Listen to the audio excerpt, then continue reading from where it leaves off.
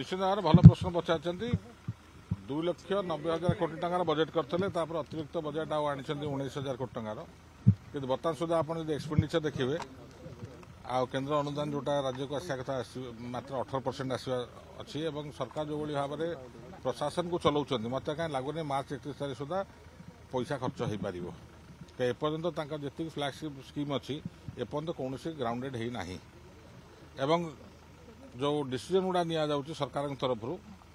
ता भर कौटि ना कौटि अनियमितता रहा हेतु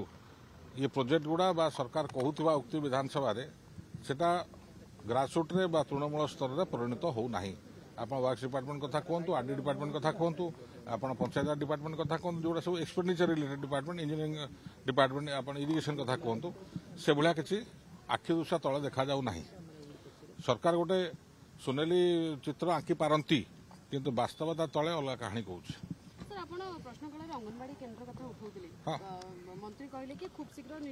मंत्री भूल कथा कहते मंत्री हाथ में से क्षमता ना मंत्री बोधे मो प्रश्न को ठीक बुझी पारे ना